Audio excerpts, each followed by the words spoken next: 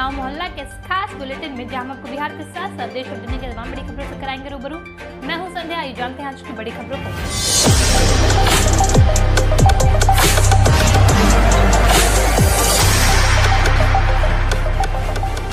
पुष्पम प्रिया चौधरी ने किया बड़ा ऐलान, बांकीपुर विधानसभा सीट से लड़ेंगी चुनाव। बिहार विधानसभा चुनाव के मद्देनजर सभी सियासी पार्टियां अपने अपने उम्मीदवारों के नाम तय करने में जुटी है। इसी कड़ी में अंदर खाने में उम्मीदवारों के नाम भी तय होने की चर्चा है।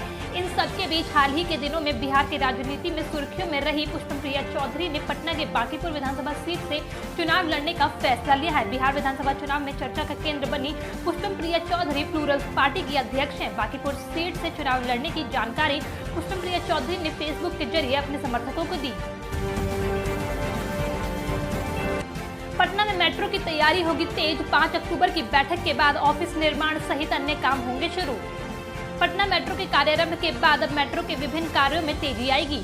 जानकारी के अनुसार पटना गया रोड पर ISBT के सामने सबसे पहले मेट्रो के ऑफिस निर्माण का काम शुरू होगा। ऑफिस भवन के डिजाइन आदि का काम पूरा कर लिया गया है। डिपो के पास ही ऑफिस का निर्माण किया जाएगा। इसके अलावा ऊर्जा विभाग और दिल्ली मेट्रो रेल प्रोजेक्ट के सहयोग से जल्द ही पावर ग्रिड का निर्माण कार्य भी शुरू किया जाएगा।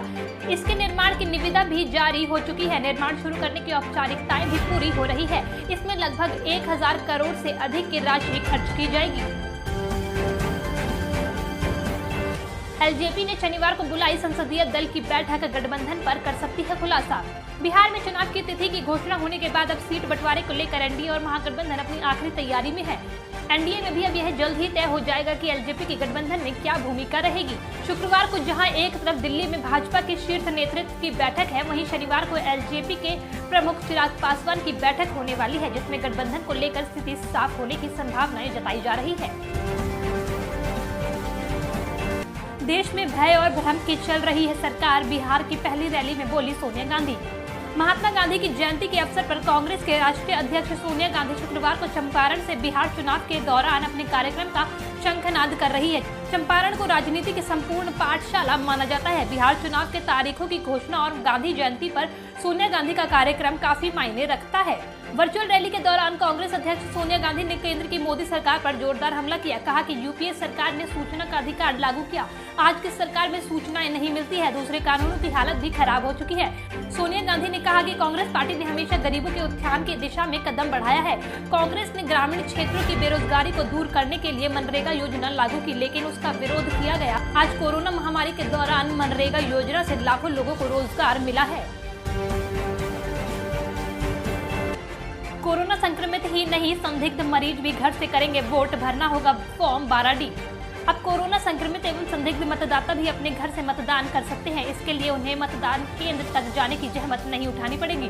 कोविड-19 को देखते हुए उन्हें भी 80 साल से अधिक उम्र के वृद्ध एवं दिव्यांग मतदाताओं की तरह पोस्टल बैलेट से मतदान करने की अनुमति निर्वाचन आयोग ने प्रदान की है। हालांकि इसके लिए संबंधित मतदाताओं को अधिसूचना जारी होने के 5 दिनों के अंदर फॉर्म 12D को भर कर निर्वाची पदाधिकारी को देना होगा। दरअसल भारत निर्वाचन आयोग ने बिहार विधानसभा आम निर्वाचन के अवसर पर पोस्टल बैलेट के माध्यम से मतदान करने की सुविधा प्रदान की है। यह सुविधा 80 वर्ष से अधिक उम्र के मतदाताओं के अलावा निर्वाचक सूची में PWDS के रूप में चिन्हित मतदाताओं को दी गई है। इसके अलावा कोरोना संक्रमण काल में हो रहे चुनाव को देखते हुए कोविड-19 से संक्रमित अथवा इसके संदिग्ध मतदाताओं को भी यह सुविधा प्रदान की गई है। चुनाव आयोग द्वारा जारी निर्देशों के अनुसार इसके लिए इन मतदाताओं को प्रपत्र 12D को भरकर संबंधित निर्वाची पदाधिकारी के पास जमा कराना होगा। शायर मुनव्वर राणा की बेटी फौजिया राणा ने थामा कांग्रेस का दामन, बिहार प्रभारी शक्ति सिंह गोहिल ने दिलाई सदस्यता।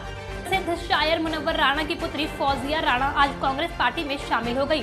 अपने सैकड़ों समर्थकों के साथ फौजिया कांग्रेस पार्टी में शामिल हुई। बिहार कांग्रेस के प्रभारी शक्ति सिंह गोहिल ने फौजिया राणा को पार्टी की सदस्यता दिलाई। इस मौके पर फौजिया राणा ने कहा कि कांग्रेस पार्टी से हमारे परिवार का पहले से जुड़ाव है। उन्होंने कहा कि मेरी विचारधारा जिससे मेल खाती है उसी के साथ रहना है। राणा ने कहा कि मुझे लगता है कि इस पार्टी में महिलाओं को सम्मान दिया जाता है। उन्होंने कहा कि यह एक बेहतर प्लेटफॉर्म है जहां हम अपनी आवाज लोगों के लिए बुलंद कर सकते हैं। चुनाव लड़ने के सवाल पर उन्होंने कहा कि यह तो पार्टी तय करेगी।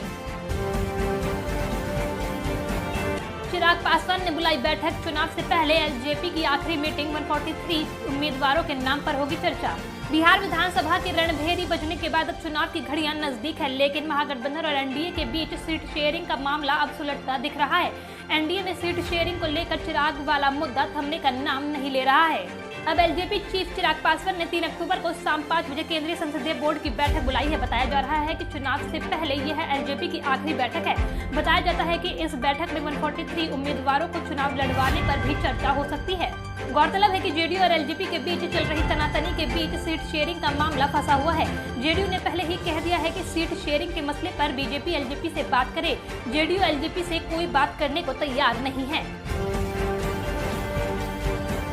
सुशांत को न्याय दिलाने के लिए बिहार में सत्याग्रह आंदोलन, पटना से मुंबई तक जाएंगे समर्थक। सुशांत सिंह राजपूत सुसाइड केस में न्याय को लेकर पटना की सड़कों पर लगातार विरोध प्रदर्शन जारी है। सुशांत के समर्थकों ने गांधी जयंती के अवसर पर सत्याग्रह आंदोलन का आगाज कर दिया। यहां तक कि ये समर्थन पटना से मुंबई तक जाने को तैयार है। समर्थकों का कहना है कि न्याय के लिए उन्होंने सत्याग्रह आंदोलन की शुरुआत की है। उनकी मांग है कि सुशांत मौत मामले में दोषियों को जल्द से जल्द फांसी की सजा सुनाई जाए। आपको बता दें कि इससे पहले भी पटना की सड़क पर कई बार सुशांत सिंह राजपूत को न्याय दिलाने की मांग को लेकर अलग अलग संगठनों की तरफ से विरोध प्रदर्शन किए जा चुके हैं।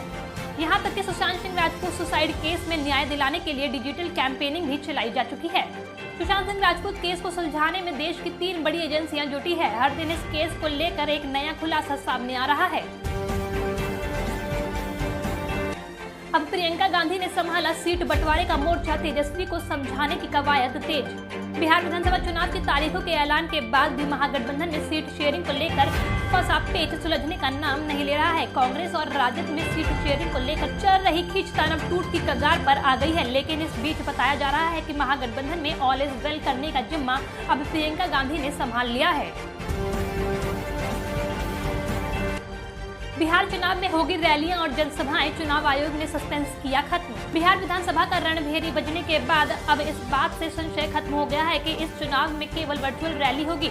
मुख्य चुनाव आयुक्त सुनील अरोड़ा ने यह साफ कर दिया है कि बिहार विधानसभा चुनाव के दौरान जनसभाएं भी होंगी। राजनीतिक दल चुनाव प्रचार के दौरान जनसभाओं का आयोजन कर सकेंगे। मुख्य चुनाव आयुक्त ने कहा कि कोरोना काल में होने वाले इस विधानसभा चुनाव में केवल वर्चुअल प्रचार की बात गलत है।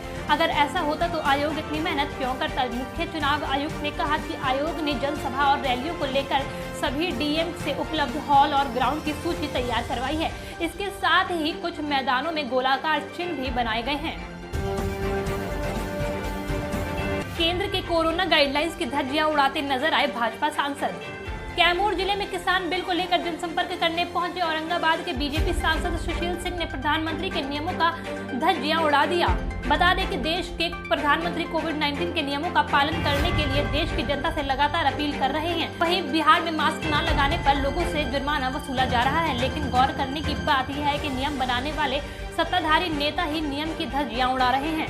यह कोई पहला मामला नहीं है। बिहार के कैमूर में जब लॉकडाउन था तो कृषि मंत्री प्रेम कुमार भी लॉकडाउन का उल्लंघन कर मुंह पर बगैर मास्क लगाए लोगों के बीच में पहुंच गए। बीजेपी के नेता, सांसद, विधायक एवं कार्यकर्ता और मंत्री के लिए प्रधानमंत्री की अपील का कोई असर नहीं। केवल यह नियम बिहार की जनता के लिए बनाए गए हैं, नेताओं के लिए नहीं।